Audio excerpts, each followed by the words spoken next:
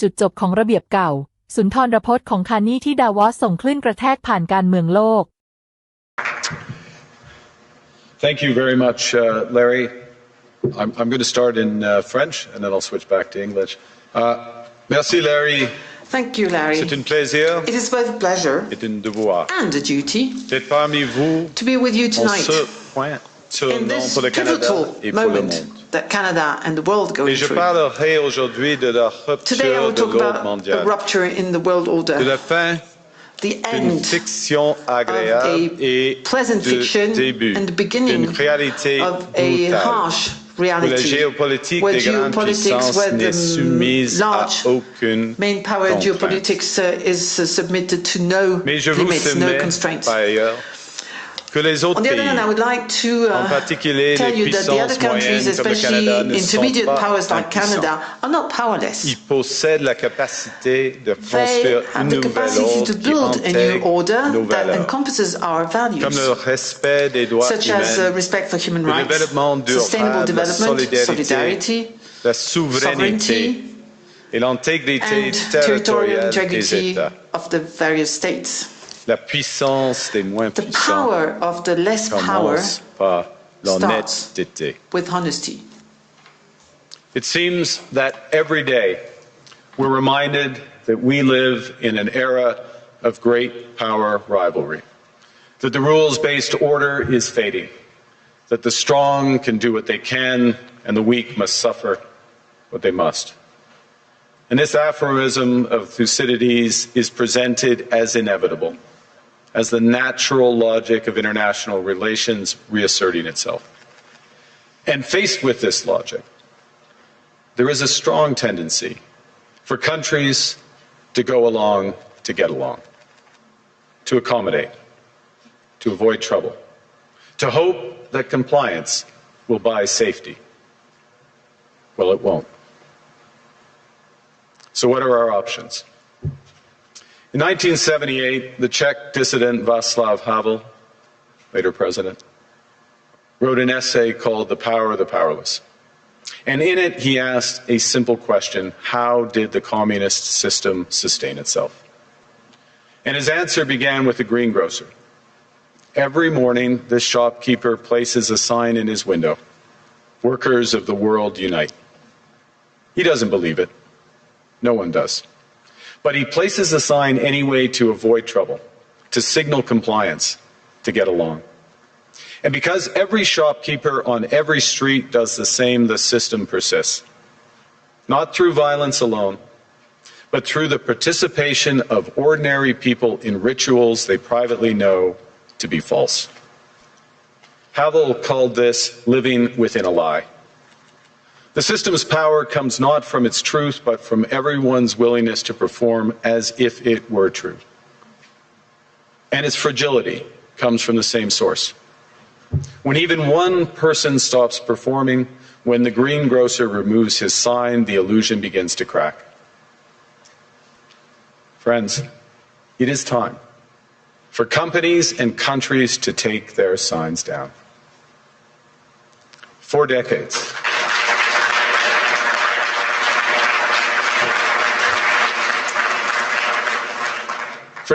countries like Canada prospered under what we called the rules-based international order. We joined its institutions, we praised its principles, we benefited from its predictability.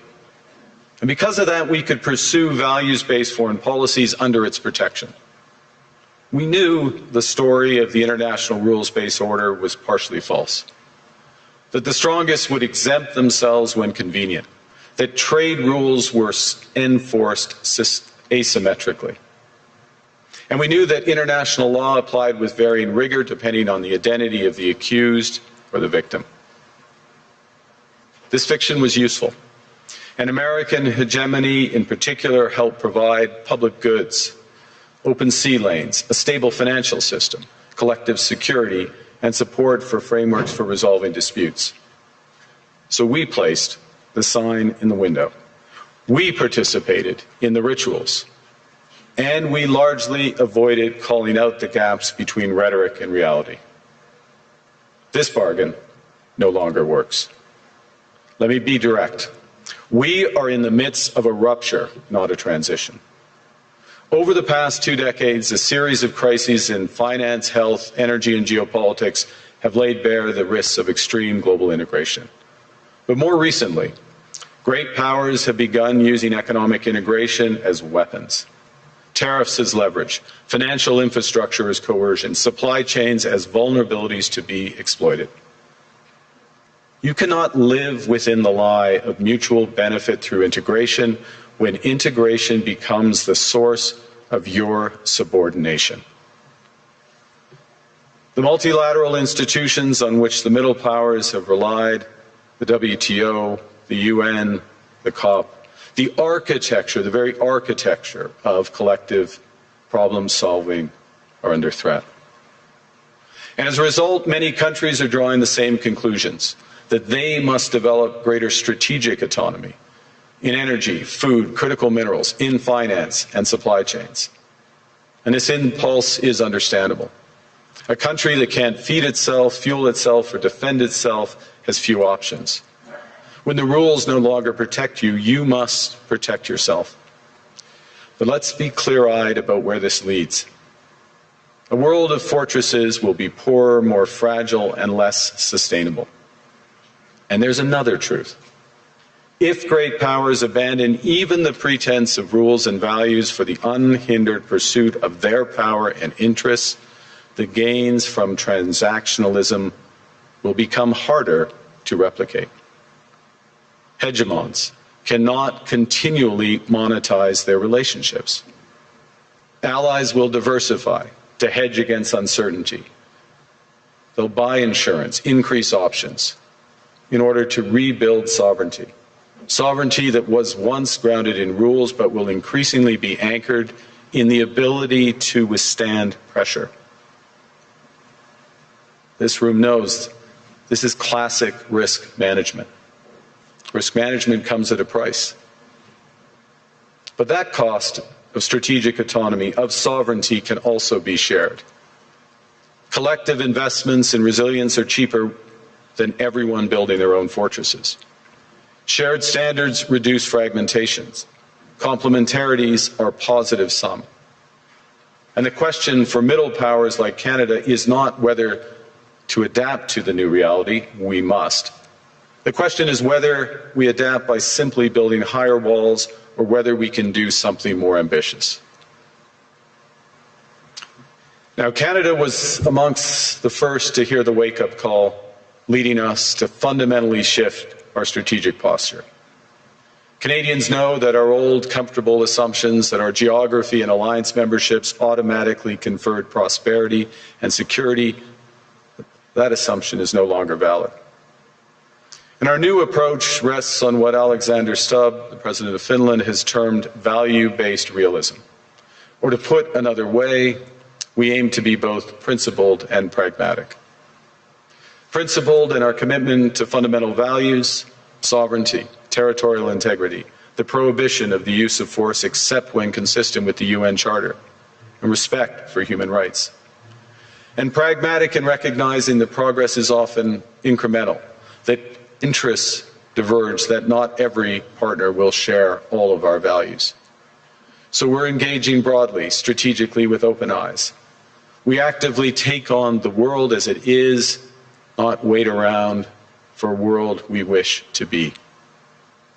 We are calibrating our relationships so their depth reflects our values.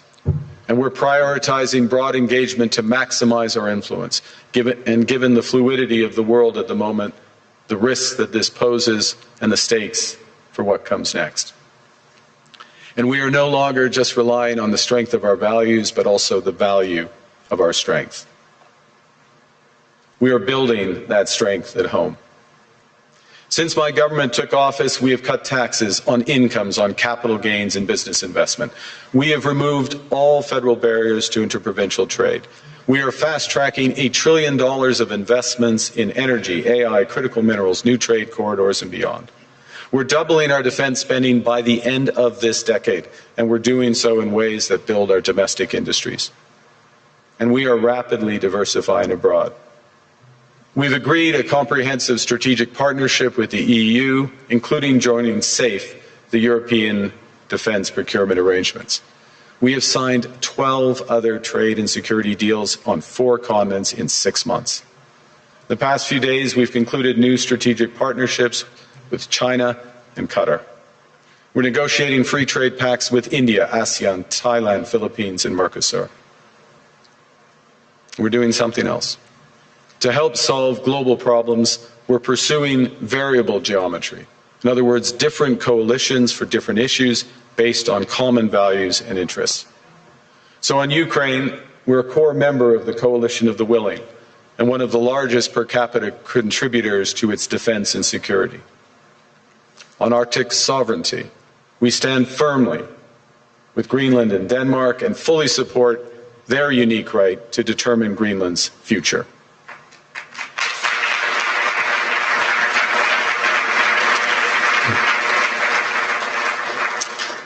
Our commitment to NATO's Article 5 is unwavering. So we're working with our NATO allies, including the Nordic-Baltic 8, to further secure the alliance's northern and western flanks, including through Canada's unprecedented investments in over-the-horizon radar, in submarines, in aircraft, and boots on the ground, boots on the ice. Canada strongly opposes tariffs over Greenland and calls for focused talks to achieve our shared objectives of security and prosperity in the Arctic. On plurilateral trade, we're championing efforts to build a bridge between the Trans-Pacific Partnership and the European Union, which would create a new trading bloc of 1.5 billion people.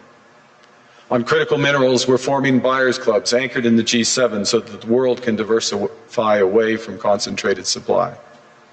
And on AI, we're cooperating with like-minded democracies to ensure that we won't ultimately be forced to choose between hegemons and hyperscalers. This is not naive multilateralism, nor is it relying on their institutions. It's building coalitions that work, issues by issue, with partners who share enough common ground to act together. In some cases, this will be the vast majority of nations. What it's doing is creating a dense web of connections across trade, investment, culture, on which we can draw for future challenges and opportunities. I argue the middle powers must act together because if we're not at the table, we're on the menu. But I'd also say that great powers can afford for now to go it alone. They have the market size, the military capacity, and the leverage to dictate terms. Middle powers do not. But when we only negotiate bilaterally with a hegemon, we negotiate from weakness. We accept what's offered. We compete with each other to be the most accommodating. This is not sovereignty. It's the performance of sovereignty while accepting subordination. In a world of great power rivalry, the countries in between have a choice: compete with each other for favor or to combine to create a third path with impact.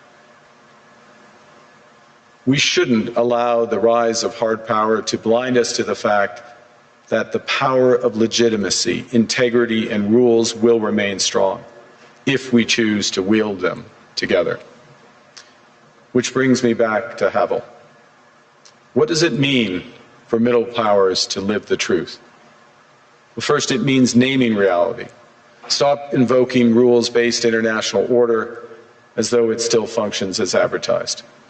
Call it what it is: a system of intensifying great power rivalry where the most powerful pursue their interests using economic integration as coercion. It means acting consistently, applying the same standards to allies and rivals. When middle powers criticize economic intimidation from one direction but stay silent when it comes from another, we are keeping the sign in the window. It means building what we claim to believe in. Rather than waiting for the old order to be restored, it means creating institutions and agreements that function as described. And it means reducing the leverage that enables coercion. That's building a strong domestic economy. It should be every government's immediate priority. And diversification internationally is not just economic prudence, it's a material foundation for honest foreign policy, because countries earn the right to principled stands by reducing their vulnerability to retaliation. So Canada. Canada has what the world wants. We are an energy superpower. We hold vast reserves of critical minerals. We have the most educated population in the world. Our pension funds are amongst the world's largest and most sophisticated investors. In other words, we have capital, talent. We also have a government with immense fiscal capacity to act decisively. And we have the values to which many others aspire. Canada is a pluralistic society that works. Our public square is loud, diverse, and free. Canadians remain committed to sustainability. We are a stable and reliable partner in a world that is anything but. A partner that builds and values relationships for the long term. And we have something else. We have a recognition of what's happening and a determination to act accordingly. We understand that this rupture calls for more than adaptation. It calls for honesty about the world as it is. We are taking the sign out of the window. We know the old order is not coming back. We shouldn't mourn it. Nostalgia is not a strategy. But we believe that from the fracture, we can build something bigger, better, stronger, more just. This is the task of the middle powers. The countries that have the most to lose from a world of fortresses and the most to gain from genuine cooperation. The powerful have their power. But we have something too. The capacity to stop pretending, to name reality, to build our strength at home, and to act together. That is Canada's path. We choose it openly and confidently, and it is a path wide open to any country willing to take it with us. Thank you very much.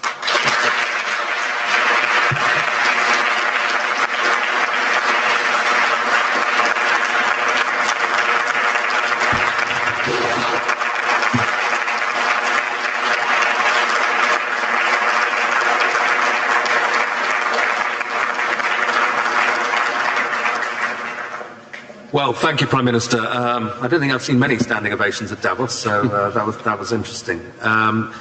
You said, there was a phrase in your speech where you said sovereignty now is the ability to withstand pressure. Isn't Canada almost uniquely vulnerable to pressure because of the extent of your trade dependence on the United States?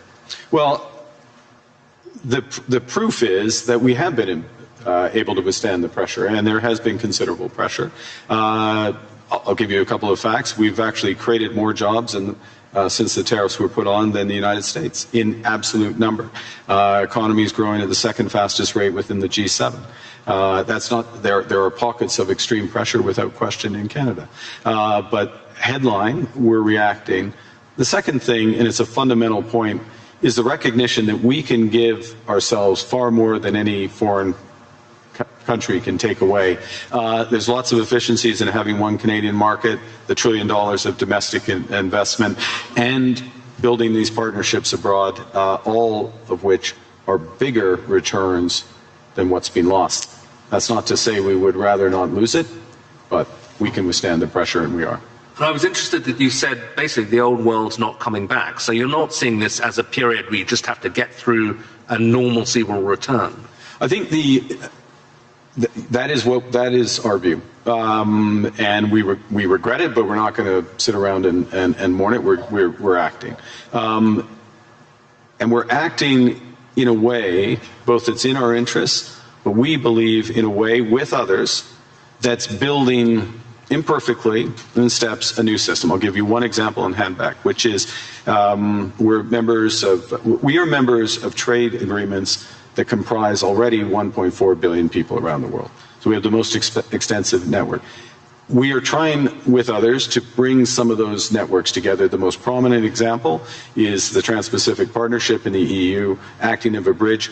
It's not a direct benefit for Canada, but it is a benefit for Canada that these groups come together Ngozi is here, consistent with the WTO rules, both of which are. And in that way, we're building back out amongst willing partners. And you talked about the need not to put the sign in the window anymore, to pretend that things are still the same. Do you think, to put it directly, that the NATO alliance is still doing that, still pretending it's the old transatlantic partnership, when it's really kind of going? Well, I think clearly NATO is experiencing a test right now, and the first response to that test has to be to respond in a way that ensures the security of the Arctic in a robust way for all possibilities. This is actually a point that we have been making in recent years. It's a point that I made at the NATO summit back in June, which seemed like a pledging summit, but also was to get NATO policies in the right direction. So I think in the immediate term, one of the imperatives is to reinforce things that Canada is doing, Nordic Baltic 8 are doing, the UK are doing, other NATO partners, France included, in a comprehensive way that provides much greater security in the Arctic. This is the test, and so I wouldn't say the NATO sign stays in the window, but we've got to meet the moment of that. You also, a big theme of your speech was the need for middle powers to work together. Yeah. But you've just been to the other great power, to China. And I think people are very intrigued by seeing that meeting. And some people say, kind of, that's a mistake, really, because you're going to make yourself more dependent on China. They're not that benign either. The US will be very annoyed. What's the defense of what you're doing, and what do you hope to get out of it? Well, the first thing is to say it's not a defense. It's an it's building out. It's something positive as opposed to against. We're for something as opposed to being against. The second is, there are very clear guardrails in that relationship. I spoke of calibration of relationships in my remarks. That's what I mean by it. But within those clear guardrails are huge opportunities in energy, both clean and conventional, obviously in motor vehicles, in agriculture, in financial services, all of which is mutually beneficial. So it's additive. And look, it's the second largest economy and it's our second largest trading partner. We should have a strategic partnership with them. Within those guardrails, and that's what we've achieved. And it is an interesting reversal, though, because I think certainly during the Biden administration, there was this sense that the Western world was trying to decouple from China, or de-risk at least. Yeah. And is now in this new world, that really going to go into reverse, and de-risking from China, because there are other risks, is less of a thing. You need, again, many in this room, this is their livelihood, you need a web of connections. And to miss out in that web some of the largest ones, United States, we already have that, China, India, Mercosur, European Union, that's a mistake. That's not managing your relationships properly. That makes you stronger, makes you more resilient. And then on top of that, I'll give you again, I'll appeal since it's in the headlines to the Nordics. Nordics plus Canada, it's 20% of global GDP. It's not the first thing people would realize. But that relationship, which is deepening for security reasons, because we're like-minded, those are the types of partnerships that I think we'll see more of. And you got a round of applause when you said something strong about standing on principle on Greenland. Do you think we can find an off-ramp on that? I mean, I'm sure you'll speak of it, but put it this way, if there isn't an off-ramp, where does this go? I strongly believe that there's a better outcome that come from the discussions that have been catalyzed in an unusual way, admittedly, but and we absolutely stand by the principles that I referenced. That solution starts with security, and a security, yes, of Greenland, but more broadly of the Arctic. Canada is foursquare contributing to that.